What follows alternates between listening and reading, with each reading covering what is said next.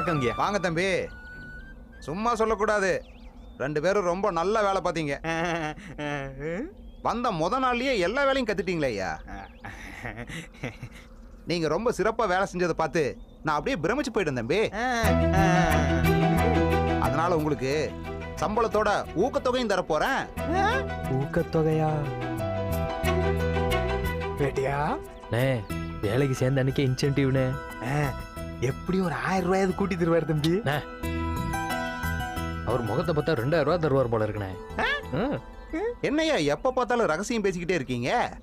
ஒன்னும் இல்லைங்க முதலாளி, நீங்க ஒரு தர்ம பிரபுன்னு பேசிக்கிட்டு இருந்தோம். சரியா, இந்தாயா உங்க சம்பள பணம். இதுல 1000 ரூபாய் இருக்கு, ஆளுக்கு 500 எடுத்துக்கங்க. அப்புறம் ஊக்கத்தொகை ஆளுக்கு 10 இந்தாங்க குடிங்க.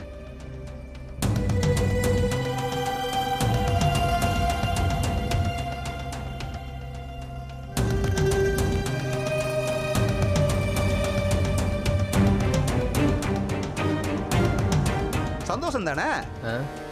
அப்போ பேலன்ஸ் 14,500 ரூபாய் அக்கௌண்ட்ல போடுவீங்களா முதலாளி? மீதி 14,500. அப்பா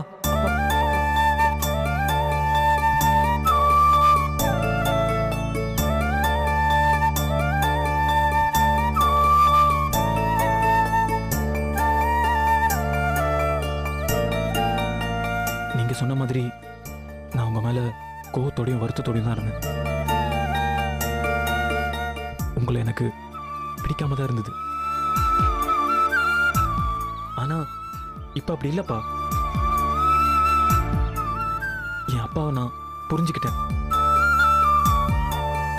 என் அப்பா எல்லாரும் நல்லா இருக்கணும்னு நினைப்பாரே தவிர ஒரு உயிரை கொல்லணும்னோ ஒரு உயிர் சாகணும்னு நினைக்க மாட்டாருன்னு நான் புரிஞ்சுக்கிட்டேன்ப்பா.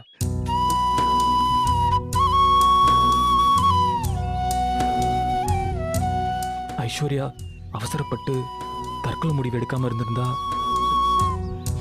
நீங்களே எங்க காதல சேர்த்து வச்சிருப்பீங்கன்னு நான் புரிஞ்சுக்கிட்டேன்ப்பா. இத்தனை நாளா உங்களை ரொம்ப புண்படுத்தியிருக்கேன். மரியாதை குறைவா நடந்திருக்கேன். மரியாதை இல்லாம பேசியிருக்கேன். அந்த நேரத்திலையும் நீங்க என்னோட மனநிலைமையை புரிஞ்சுக்கிட்டு அமைதியா இருந்திருக்கீங்கன்னா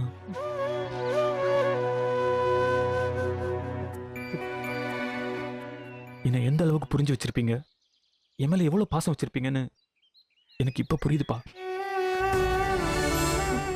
இத்தனை நாளா நான் இப்படி தப்பா நடந்ததுக்காக என்ன மன்னிச்சிருங்க தம்பி. என்னப்பா நீ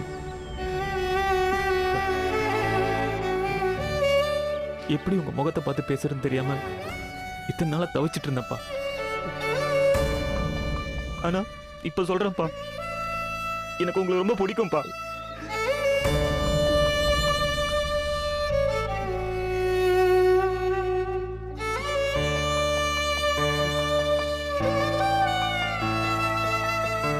இந்த உசுறு, இந்த உடம்பு, இந்த வீடு, என் சட்டை வேஷ்டி, ஆஸ்தி அந்தஸ்து, மரியாதை பேரு அடையாளம், நான் சாப்பிடுற ஒவ்வொரு பருக்க சாப்பாடும் இத்தனை நாளா நீங்க கொடுத்ததுப்பா.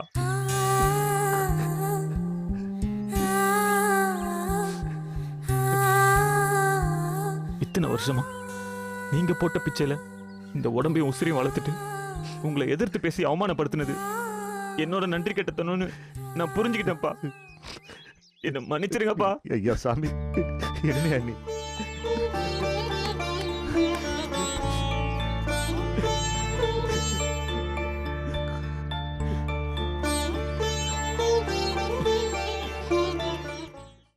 அடுத்த வருஷத்துக்குள்ள தாலி கொடி வாங்கி தரணும்னு சவால் விட்டு இருந்ததுன்னா நாளைக்கே நீயும் நானும் துபாய்க்கு பிளைட் ஏறி இருக்கலாம். போய் உழைச்சி சம்பாதிச்சு ஏன் துபாய் தங்கத்திலேயே தாலி கொடி வாங்கிட்டு வந்திருக்கலாம். ஆனா அடுத்த வாரத்துக்குள்ளேயே தாலி கொடி வாங்கணுன்றதுதான் மேஜர் பிரச்சனையே.